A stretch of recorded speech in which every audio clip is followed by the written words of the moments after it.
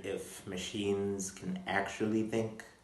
AI is everywhere. It's writing our essays, it's recommending our songs, it's even talking to us, like I'm talking to you right now. But AI isn't magic, and together we're going to explore whether it really understands, feels, or thinks. I'm Zane, a high schooler who's a little bit obsessed with computer science and tech related stuff. On this channel, I'm going to be talking to you about anything that I find interesting in tech or computer science, and I'll help you understand it as I learn as well. Chat-GPT is what we call a large language model. That just means it's a kind of computer program designed to work with human language, like English or Spanish, but not just to read or write it. It generates language. You give it a prompt and it produces a response, just like I'm doing now. The version of ChatGPT you're using is based on a type of artificial intelligence called transformer-based large language models. Let's break that down. What's a transformer? It's a special design for handling language. We'll get back to that later. Large means it has a large number of settings, billions of them, which allow it to bring out the best possible outcome. We'll get back to that later too. A large language model just means it's trained to understand and produce a lot of words. At its core, ChatGPT does one main thing. It tries to predict the next word in a sentence. Let's say I type, "The sky is." ChatGPT might predict the next word as blue. Not because it sees the sky, but because it has seen that pattern before. Millions of times. Millions of times during training. It's all about probability. What word is most likely to come next based on everything before it. So when it answers your question, it's not thinking, it's predicting. But how does it know all these patterns? That's where training comes in. As I mentioned before, ChatGPT was trained on a dataset, a massive collection of texts from books, websites, and Wikipedia, and many more internet sources. But it doesn't memorize.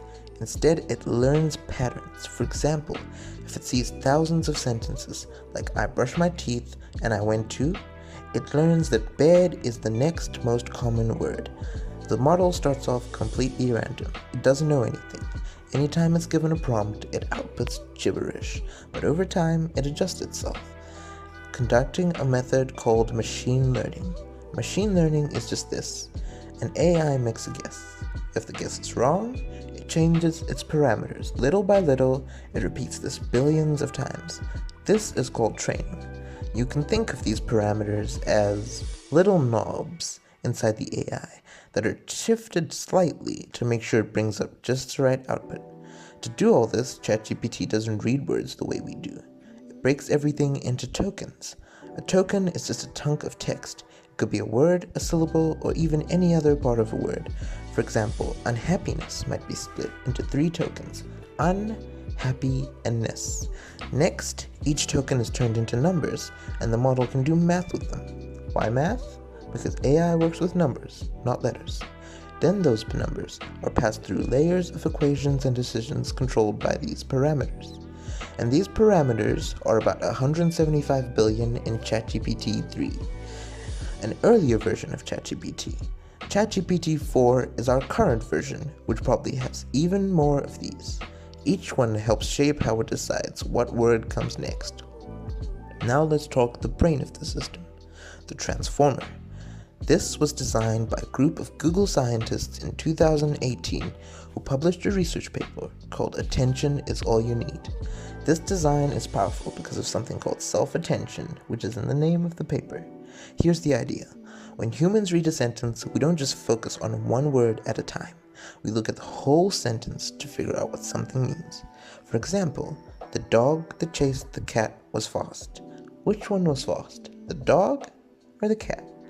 You know it's the dog because you understand that the sentence is structured in that way. Transformers do this using similar attention scores. These are used to tell the AI how much a word should matter when predicting the next one. So it looks at all the words in a sentence and assigns scores to figure out what's important and what's not. Now we hit the big question. Does ChatGPT understand language? It depends what we mean by understand. It doesn't have a body. It doesn't have experiences. It doesn't know what a cat or a pizza actually is. It just knows that certain words often appear near each other. This is called syntactic understanding, the understanding of the structure of a language, not the meaning of the words. It lacks semantic understanding, the understanding we humans have, where we attach meaning based on real-life experiences. What about thinking or feeling? Well, thinking means solving problems, forming ideas, being creative. Chat-GPT can look like it thinks, but it's copying patterns from training data.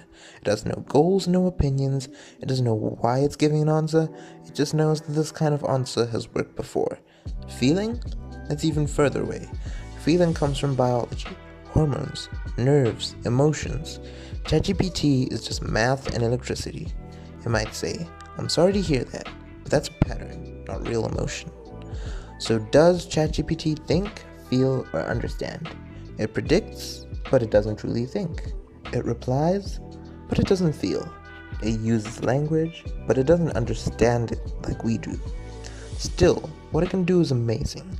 It can help you write code, study, create stories, but it's not magic. It's not a person. It's one of the most advanced tools we've ever built. But still, it has its limitations. Thank you for watching this video. Stick around for the next episode where we'll break down how neural networks work and how they got the name artificial brains.